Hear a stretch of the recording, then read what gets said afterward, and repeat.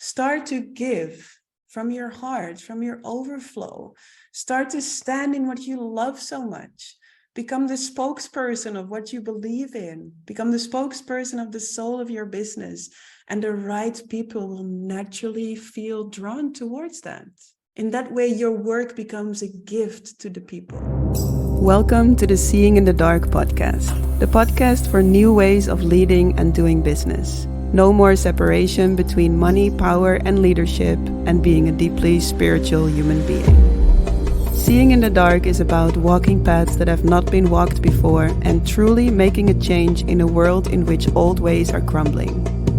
My name is Nicole Nima Costeres, CEO of a multiple six-figure soul-based business, and here to take you into the mysteries of purpose, power, intuition, and soul-based leadership. May you embody your own unique essence so deeply that your vibration naturally teaches, inspires, and assists others. Let's dive in.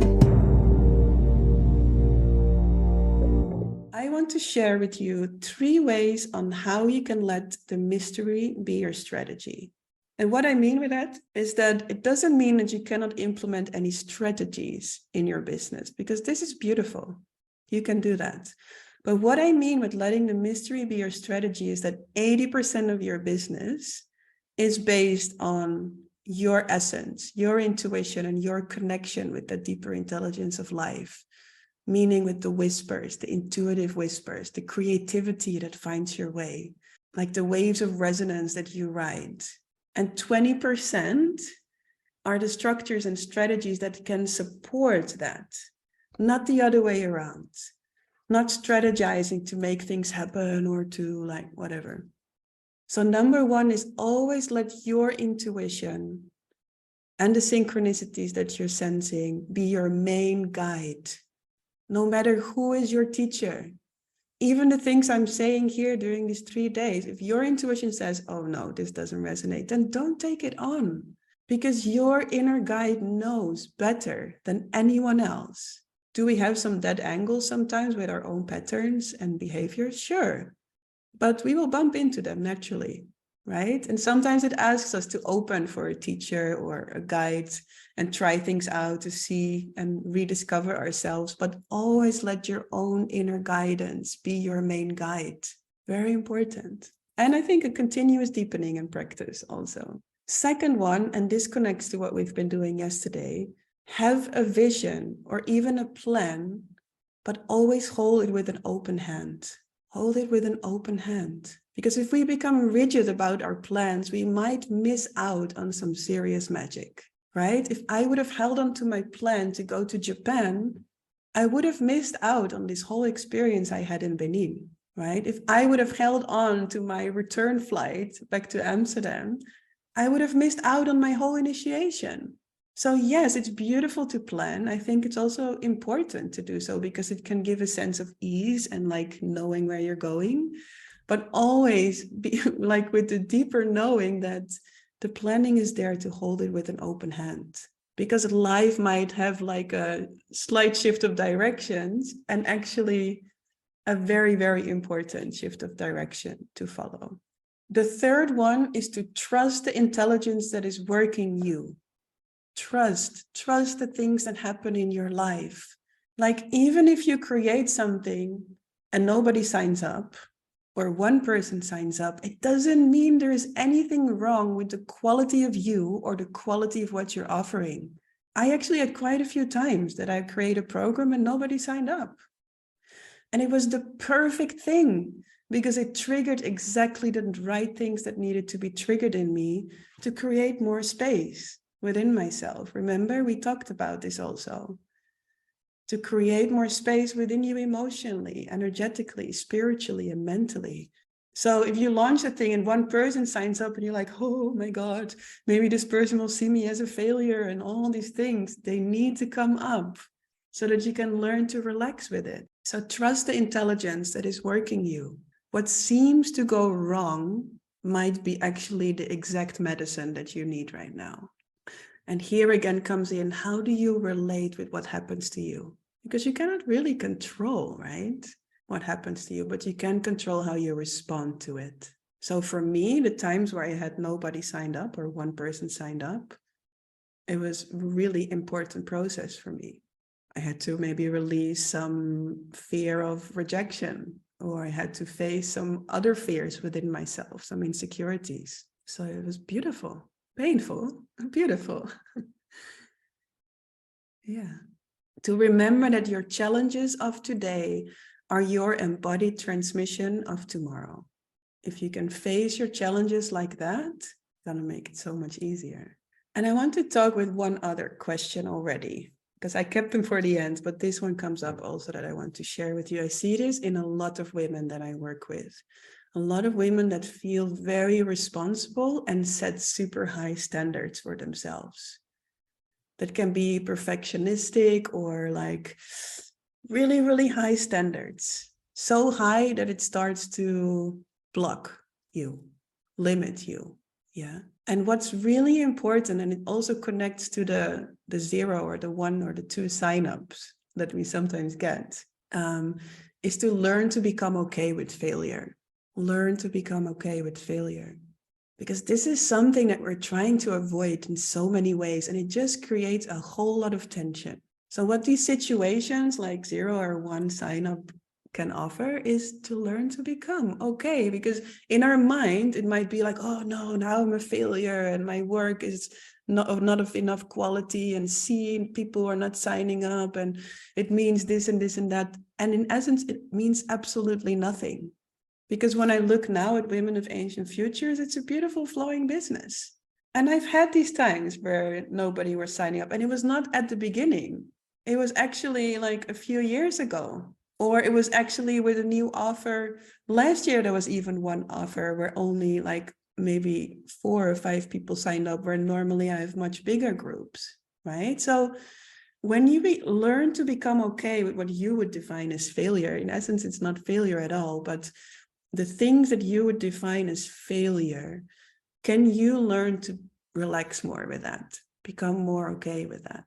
Because what the teaching of failure holds is to not take things so seriously. Like when we go into our business, suddenly everything needs to be very serious. You know, everything needs to work out, otherwise I'm a failure. And if you don't sign up, it means I'm a failure. Like, oof, right? So failure can teach us to remember to stay playful, to remember to try out things. Like a child, like when you start walking, you sometimes fall, you just get up and try a new technique or try a new direction. It's fine. To remember to be playful and not take things too seriously. Because the more you can stay in connection with your playfulness, the more your creativity can also flow, actually. The more you start to push yourself into perfection, the more contraction and the less creativity can actually flow. Yeah. So one question here, how do you know if it's intuition, not fear? It's a beautiful question, because for me, they often go hand in hand. They often go hand in hand, because when my intuition calls me into a direction, almost immediately there's also fear, at least if it's like a bit uncomfortable direction, right? So for me, often they come hand in hand. But I will ask all of you a question. When you feel deeply guided by your intuition, what do you then feel in your body? Like when your intuition whispers like, this way, come this way. Or something inside you just know, I want to do this. What do you feel? What are the sensations in your body when your intuition speaks to you? Or when your clarity is sensible? It feels inevitable and kind of right. Yes. Excitement and knowing, calmness. It's like a deep pool coming from my underbelly. Yes, I feel a warm feeling in my belly, ease. My heart speaks to me without doubts. I just know. Aliveness and joy. Yes. It's a knowing. An energized whirl in my whole body. Yes, excitement and peace, but also immediate fear. Exactly. So this is why you don't necessarily have to know, is it excitement or fear, or is it intuition or fear? You just have to know what for me it feels like is at the core of it all. I just know it's right. And around that, I can sometimes be shaking with fear. But at the core, I just feel a sense of, it's right, I know it. And when I doubt, usually it starts to repeat itself over time. Yeah. For example, I want to create this whole new festival in the fall around a theme that was really scary for me. And it took me 2 years where all the time I was saying to my partner, I really don't want to do it. It's just way too scary. And it was 2 years of preparing me before I was ready, right? But inside the whole 2 years, I knew this is knocking on my door. But also I was shaking with fear.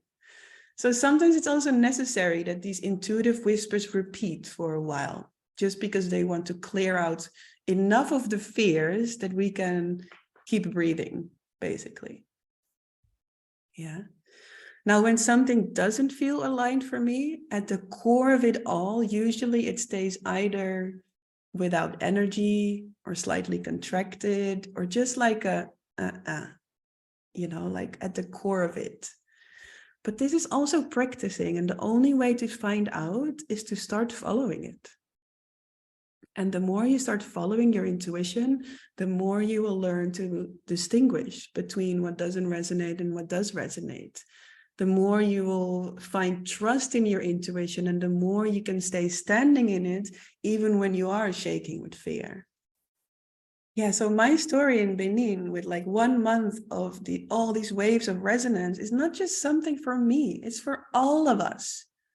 Not that all of us go to Benin, but it's just for all of us that we have the potential to live a life that is fully guided by intuition and resonance, that is fully in communion with that deeper intelligence of life. It's for all of us, but it starts with prioritizing your intuition over anything else. It starts with taking those steps that you know within are right, but maybe they make you shake with fear. Yeah. So it's to release all those yes buts. Remember what one of my teachers said, write all your yes buts on the ass list and wipe it. To do that, release yourself from all the yes buts and truly welcome your greatness. Truly welcome your greatness. There were also some of you saying, okay, I would love to do all of this, but I'm already a mother, or I have a family, and I already have maybe even a part-time job already. Where to start? Also then, just remember that the soul of your business is choosing you for a reason. And that includes the situation that you're in. It includes the life that you are living. To trust that. I also started my business when I had a full-time job as a social worker, right? And I started to offer my massages in the evenings, like maybe 1 a week, then 2 a week. And slowly I started to go from full-time to 3 days a week in my social work to 2 days a week. Like you will find your way. Start with this one thing. Okay. There is a lot of other beautiful questions that I want to go into. Some of you have been reaching out to me with some questions about the mastermind. So the You Are a Soul Leader Mastermind is what I would call a high-level support mastermind. It means that during these 6 months, I will walk beside you to step-by-step build and expand your business with a solid foundation. Yeah. It's a mastermind that most of the women that join are coaches, body workers, healers, teachers, facilitators. We've had some singers and dancers joining, artists, creatives. Most of them are along the lines of those professions. It's a mastermind for you if you want to let yourself be supported in the process with your business. Like I was sharing, that if you feel like, okay, my strong independent woman really can use a break and relax a bit more, and to remember that, okay, I actually don't have to do it by myself. I can let myself be supported. Then this mastermind can be for you. It's also for you if you want to have an online business, or if you have an online business and you want to expand that or redefine that or grow that. And it can also be in combination with in-person work, because this is also a combination that I have, right? So it's only online or a combination of online and in-person. And it is for you if you feel it's time to say yes to that next layer of your expansion that is knocking on your door. Now, what I mean with high-level support is that we will have calls to sit down and you receive my personal feedback on the offers that you have or want to create. I also often send video feedback and I go over everything in your offer and send you the feedback on how you can improve it, or maybe some different things that you can add on, or some feedback for your offers.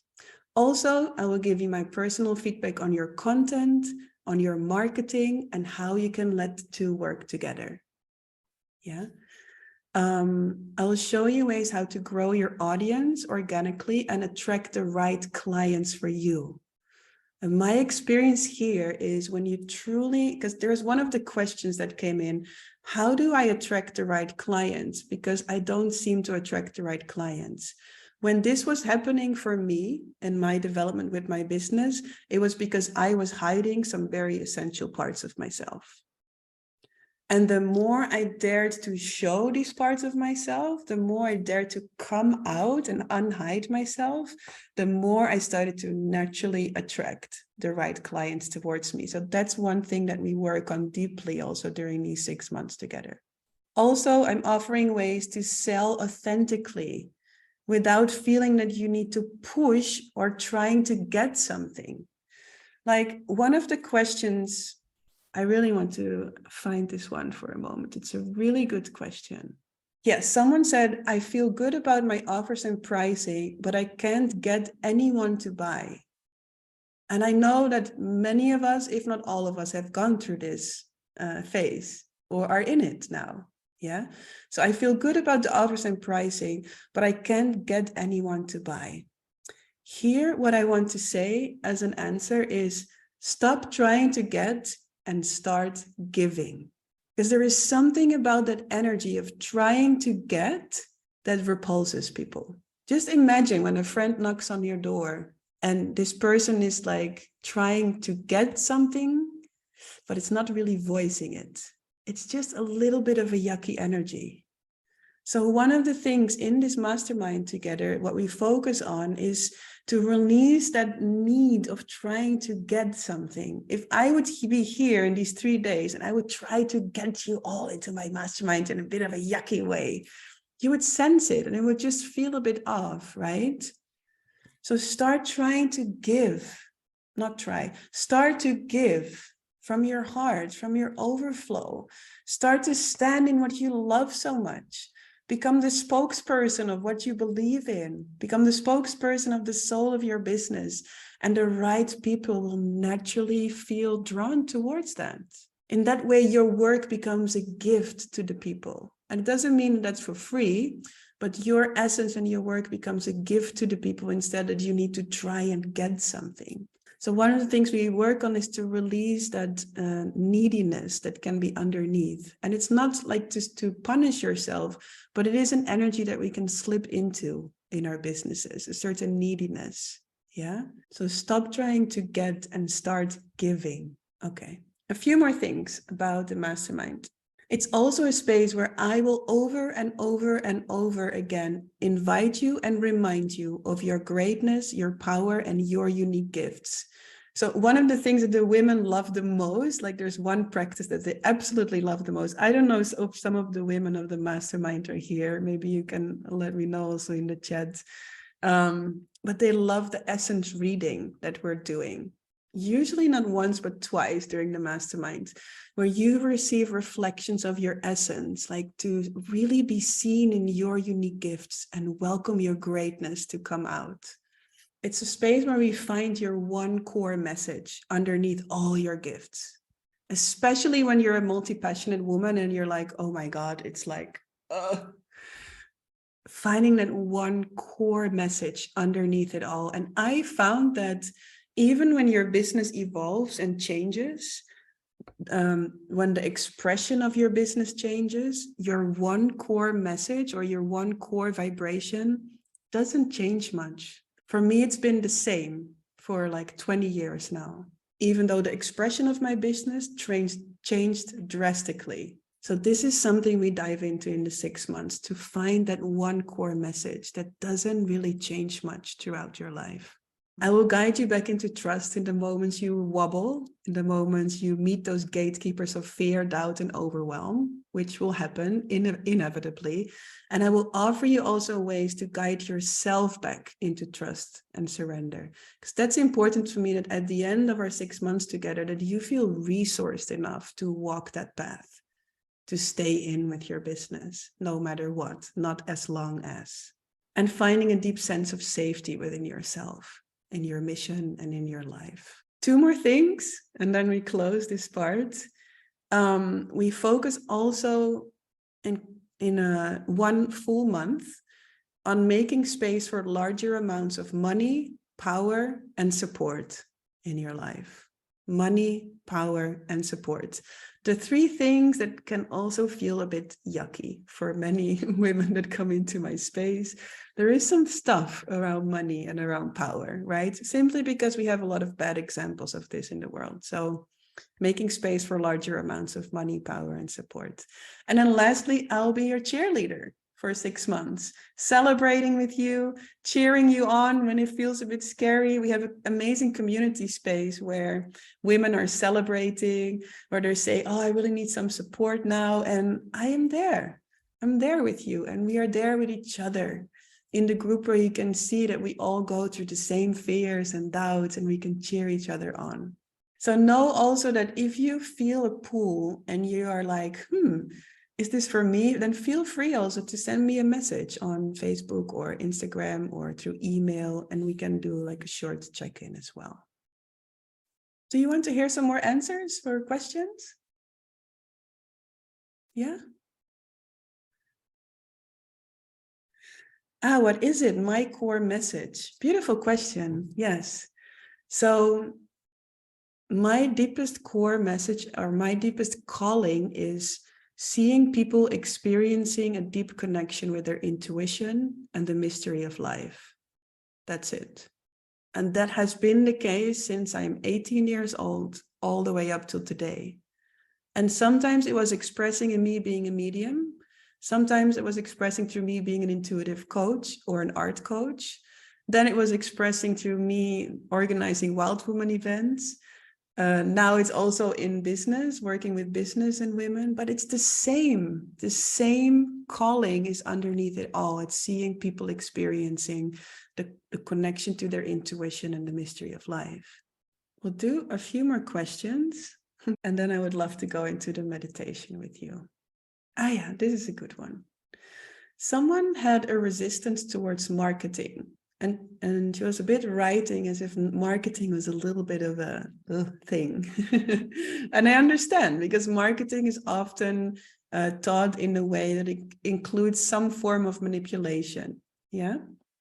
So she said, can I just attract clients from connecting vibrationally and trust that people will come from there? I don't want to do marketing as it feels like pushing. Okay, what I'm going to invite everybody in, because I imagine that some here resonate with that, yeah, that marketing feels like manipulation, or that marketing feels a bit yucky. Marketing is beautiful, and marketing is nothing else than standing in the fullness of who you are and what you bring. That's marketing. And showing the fullness of your products and offers. That's marketing. So you're showing the fullness of your products and offers, and you're standing in the fullness of who you are and what you bring. And yes, of course, you work on your vibration. It's very important. Work that you vibrationally feel that you can sell these offers, vibrationally feel that you have these qualities, sure. But only that, I would say, is not enough. It's also about daring to stand in the fullness of what you bring, and also to give your offers a stage, like put them in the spotlight, because they're so worth it to be seen, right? Like you, and this is how I love to see it. You have the soul of your business, but it cannot really speak for itself. I mean, it can energetically in a way, but you are the spokesperson for the soul of your business, right? And to really take that stage. If it's not for you, then do it for the soul of your business. Because this being deserves it to receive a stage and be seen and be spotlighted and highlighted. Ah, yeah, one more. One woman asked, how do I decide on my content when the algorithm of social media is all the time changing? I would say, forget the algorithm. Of course, sometimes maybe it's nice to know a little bit what's going on in the algorithm on social media, but overall, prioritize your aliveness. Share from your aliveness. Share that day, what was your insight? Like, what do you feel passionate to share about today? That always does so much better than to try to figure out what the algorithm is doing. And then you feel a victim of the algorithm, and then your energy drops, and then you feel closed, and then your creativity cannot flow anymore. So don't try to battle or figure out the algorithm, because it is changing all the time. But if you can prioritize the connection again to your aliveness and share from there, it's beautiful. Like even a few months ago, the algorithm was changing and I saw my posts go from very high engagement, whoop, boom, like that in one day. I can do two things then. I can start to try and figure out what's happening and try to like adjust myself to it, and it's becoming heavy. Or I can just stay connected to my inspiration and continue sharing. Maybe you do a little bit of research, but don't make it more important than your own aliveness and your own inspiration and creativity. Oh yeah, someone asked, how do women get to know my services? And also here, I feel like the more I've been unhiding myself over the years, the more women naturally find me, but also the more support I have allowed from my coaches and mentors that would just help me how I can set up a beautiful structure in my business that can show more to the world. Because in those 10 years, I've always grown my business organically. I never used advertisements. I never used anything like that. I might start using that this year, but so far it has always been organically. Yeah, so it has been a lot of word of mouth. It has been sharing myself online. It has been sharing myself in my podcast, in my weekly emails. It has been organically. But energetically, it has been me unhiding and daring to stand in my greatness. Okay, I will take a look at the chat and then we're going to go into the meditation together. Do you think everyone can have a business of herself? I don't think it is for everyone. But I do believe that if you feel the call in your heart, yes, at least it's worth it to go with it. Yes, and you might discover along the way that it's not for you. I don't think having a business is for everyone. But one quality what capacities are really needed to do this, to become comfortable with discomfort is one of them. Yeah, and to really love what you do. To really love what you do, because you need to face some obstacles along the way, right? So I just know whatever obstacle comes my way, I will do this because I love it so much, you know? So if it's not something that you really, really love, or at least is evolving into something that you really, really love, then I think it can also become heavy. So I would say that, becoming comfortable with discomfort and really loving what you're doing. Yeah, something that feels aligned to your soul and to your heart and to who you are. Something that nourishes you as well, right? Because when you feel nourished, it's easy to stay in connection with your mission. It's easy to share from overflow.